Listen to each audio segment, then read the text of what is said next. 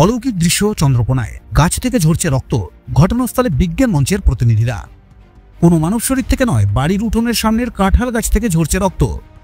শুনতে অবিশ্বাস্য মনে হলেও গ্রামের মানুষরা সত্য বলেই মনে করছেন।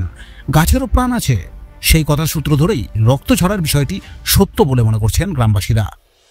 অদ্ভুত এই ঘটনাটি ঘটেছে পশ্চিম মেদিনীপুর জেলার চন্দ্রকোনার ১ নম্বর ব্লকের লক্ষ্মীপুর গ্রাম পঞ্চায়েতের নতুন গ্রাম এলাকায়। অলৌকিক এই দৃশ্য দেখতে আশেপাশের গ্রাম থেকে ভিড় জমাচ্ছেন মানুষ। শোরগোল পড়ে গিয়েছে গোটা অঞ্চল জুড়ে।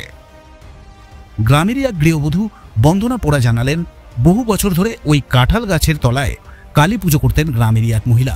স্বপ্নাদেশ পেয়ে তিনি ওই গাছের তলায় পুজো শুরু করেছিলেন।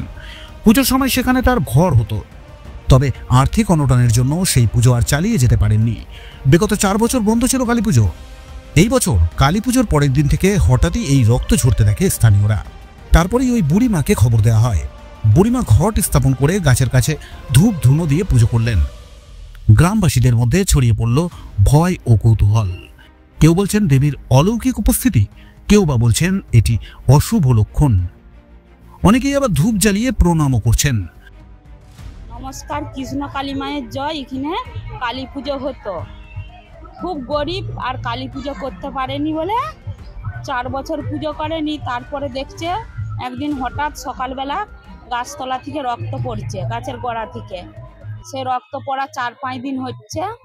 দিয়ে আমারই পাশের গ্রামেই ঘর, এখানে কাকিমা বলে তাদের এখানে এসে দেখছি রক্ত পড়ছে।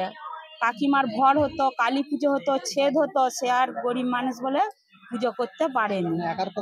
হ্যাঁ, দিয়ে ঠাকুরকে জানাই যে ঠাকুর, আমি আবার পুজো করব, এই অমাবস্যাতে রক্ত পড়া বন্ধ করো, আমি মেঘে হলেও পুজো করব। আমার তো পয়সা করি নাই, আমি ভিক্ষে চেয়ে এনে তোমার পুজো করব, তাই জন্য রক্ত আর পড়েনি। খবর পেতেই ঘটনাস্থলে এসে পৌঁছন ঘাটালের বিজ্ঞান মঞ্চের সদস্যরা। তারাও গাছটির চারপাশে ঘুরে দেখলেন, কথা বললেন গ্রামবাসীদের সাথে। নিষ্কৃত লাল রক্তের মতো পদার্থটিকে সংগ্রহ করে নিয়ে যাওয়া হয়েছে পরীক্ষার জন্য।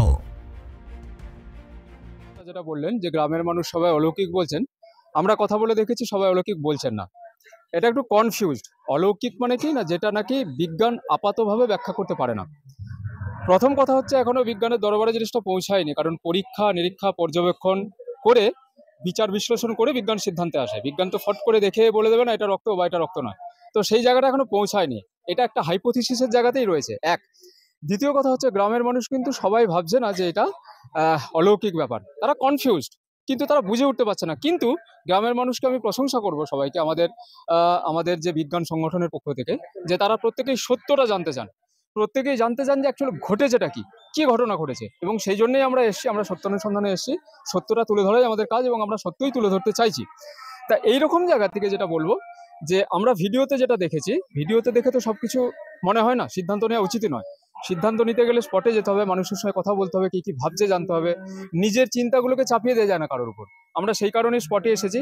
আমরা এখান থেকে রক্তের যে স্যাম্পেল, যেটাকে রক্ত বলা হচ্ছে, তাই আপাত রক্ত কথাটা বলছি, যে রক্তের স্যাম্পেল নিয়েছি, আমরা ল্যাব টেস্টের জন্য পাঠাবো। সেখানে আমরা জানবো এটা রক্ত কিনা আদৌ, রক্ত হলে কি, কার রক্ত, যদি রক্ত হয় সেটা ব্লাড গ্রুপ কি, আমরা এর ডিটেলস সমস্ত কিছু জানবো।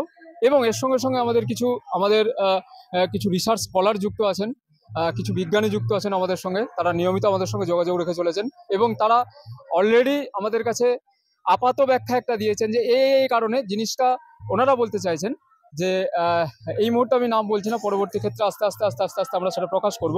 কারণ যেহেতু এক্ষুনি দেখছি বলে এক্ষুনি বলে ফেলাটা উচিত না, কারণ সব কিছু সময় লাগে।